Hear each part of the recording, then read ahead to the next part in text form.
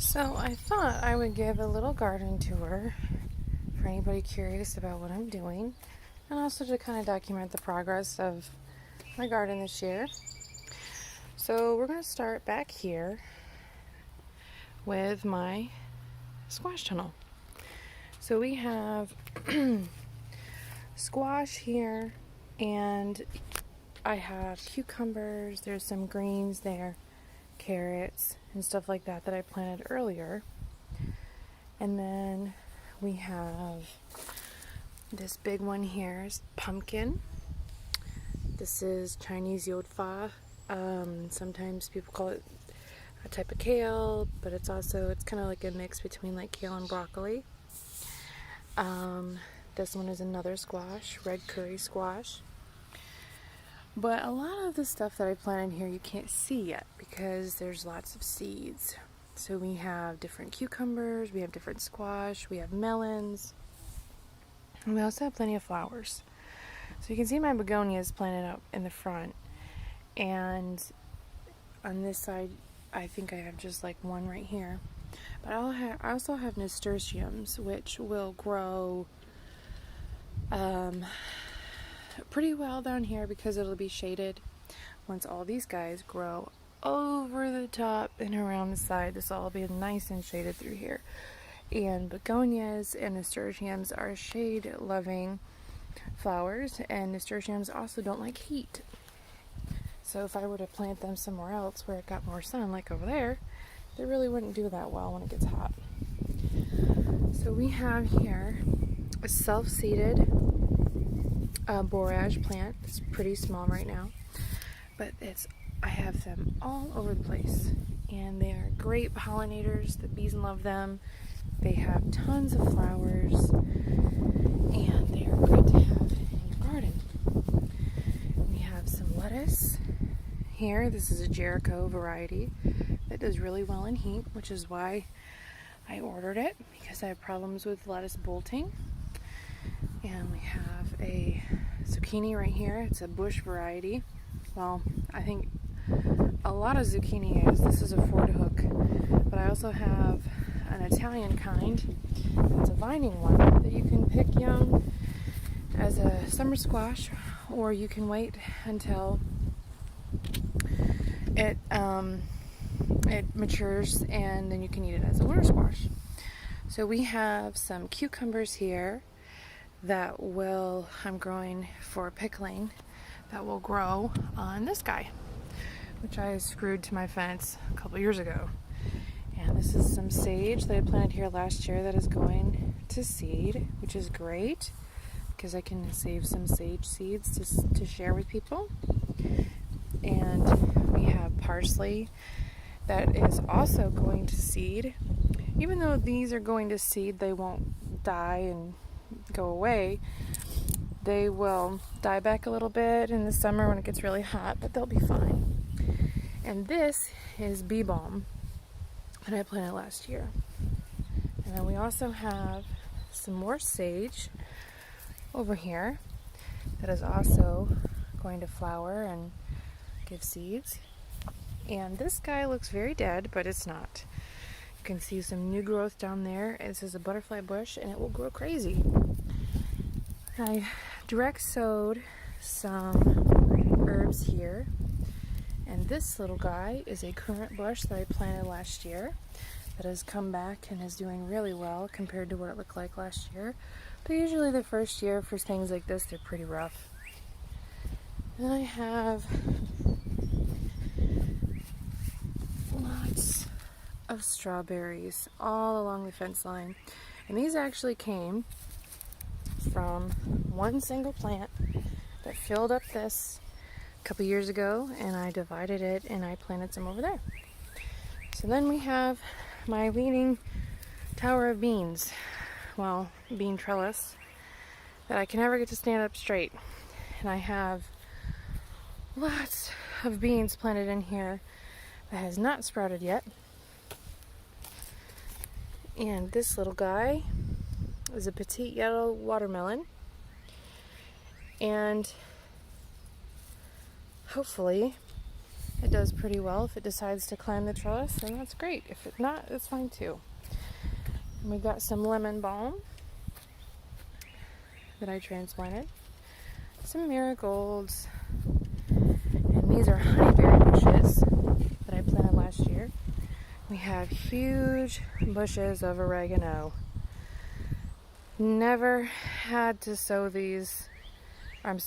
never had to plant these more than once because they come back every year. They love the cold. And then I've mulched this bed. You can see little tomato plants. Now these guys I started in February. You can tell they're really big ones here. They have been growing for a while, but really started to take off once it started to get warmer. And again, we've got some begonias. And even though these are planted where it gets a lot of sun, the tomatoes are going to grow big and provide them a lot of shade. And we've got some bachelor buttons. You can see this one here has bloomed and it's growing out of my yard.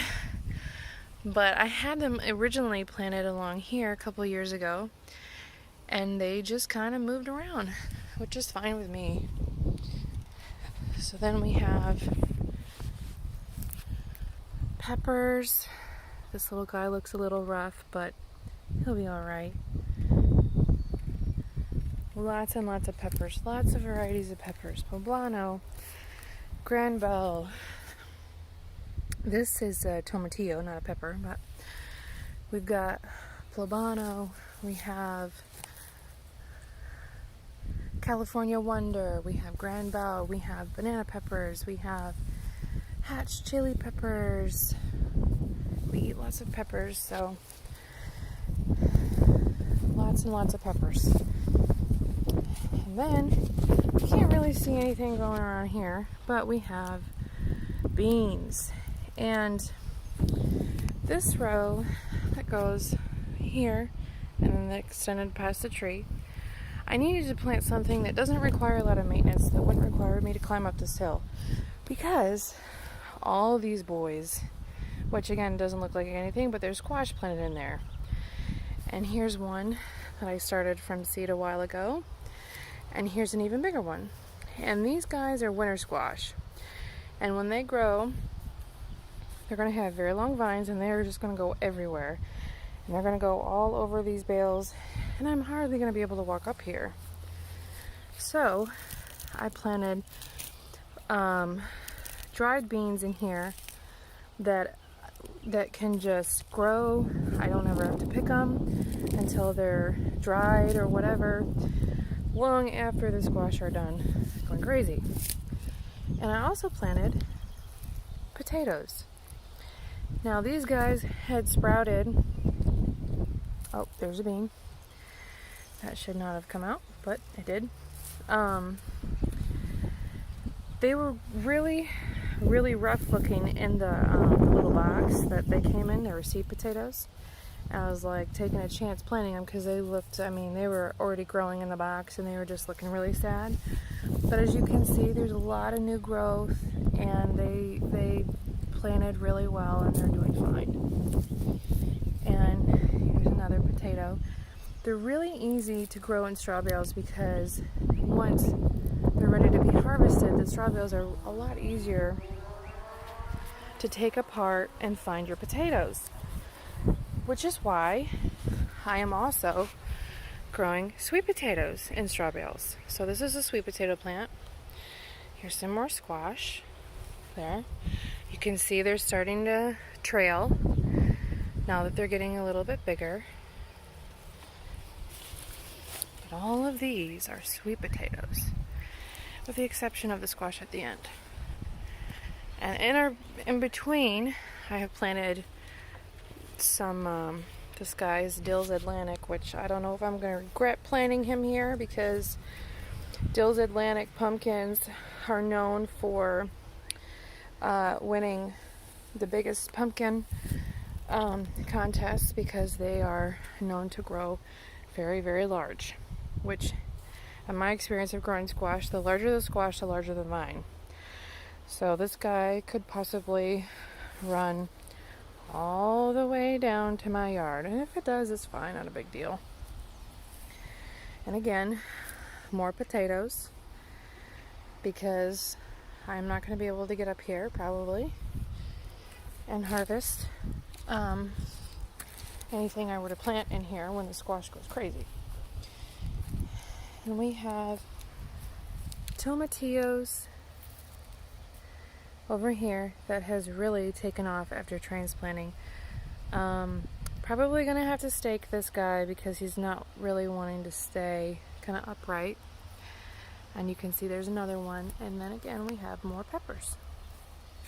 And way at the very end, it's hard to get down there, I have more squash because it is hard to get down there. And I needed something that I didn't need to have to tend to all the time. Now this row, I haven't finished this trellis, but it's all tomatoes, and which needs trellising. So I had to have them growing into place where I could build a trellis like this, because it is very hard to trellis tomatoes and straw bales with cages, because the straw bales break down, and as a result the cages don't really have anything really good to for support to be stable in.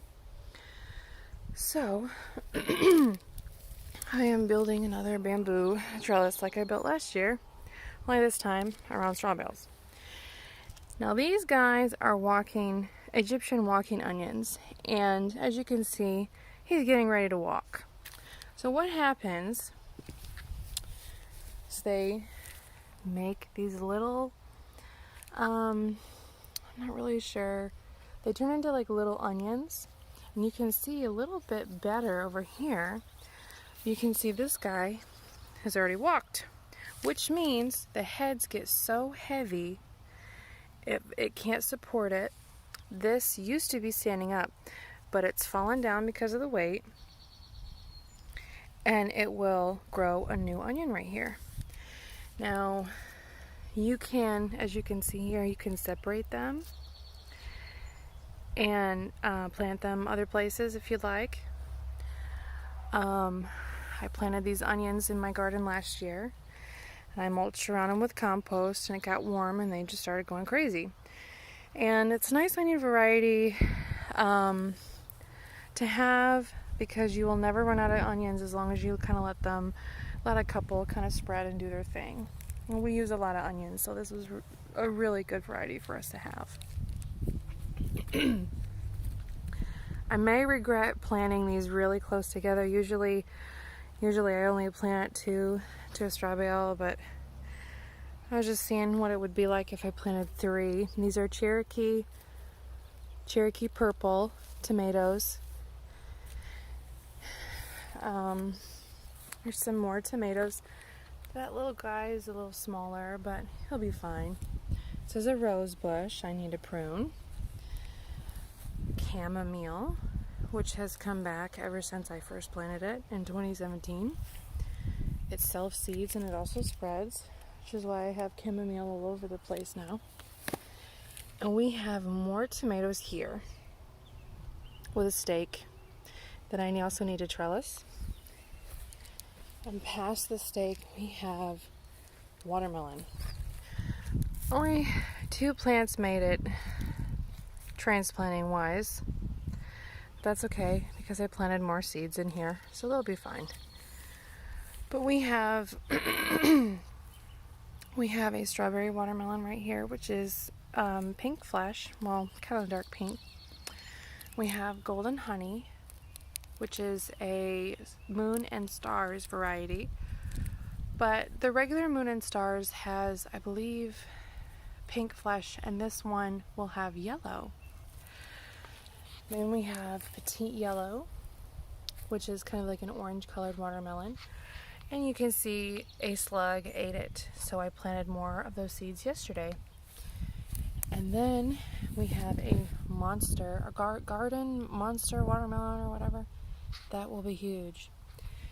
And we have, what is this one? Yellow doll, and we have white wonder. So I am growing white flesh watermelon, I should say, yellow, orange, and pink, and a huge one. Now, the majority of what you see here is all parsley, and it is blooming and going like crazy. And once these flowers turn to seeds, I will have even more parsley if I don't be careful. So I had to pull out a little bit yesterday because it was totally shielding my hostas. And then we've got another currant, which is doing really well. Lemon balm here. Peonies, which will bloom soon. You can see the little flower buds. Mint, my poor lilac bush that my boys like to harass every once in a while. More chamomile. And down this way, it's kind of a little patch that I like to experiment with, that I put a lot of compost and potting soil on. And I have squash and beans in there. And I'm also growing some corn. We'll see what happens. I generally don't like to grow, or haven't really grown a whole lot, because they take up a lot of space. So we'll see. So, the last little place, I guess, is around the bird bath. And we have more bachelor buttons, which this one has bloomed. My chives, which are blooming. This is another lemon balm, and it smells really good. I need to move this. We have a succulent that I planted in here last year that's slowly spreading. And there's another one that I planted that's going to spread and grow like crazy. It's a ground cover. And then we have, let's get these weeds right here. When it warms up, the weeds just take over if you let them. We have rosemary. We have chicks and hens. I believe we haven't had any chicks yet. And then I've got some flowers coming up. This is comfrey. This is one variety of comfrey. And I'm kind of curious because these flowers are blue. This is my other comfrey. The flowers are purple. And I know with hydrangeas, the color of the flowers really depends on the acidity of the soil. So I'm kind of wondering if maybe that's why we've got different flowers. They are a different variety, so that might be why. And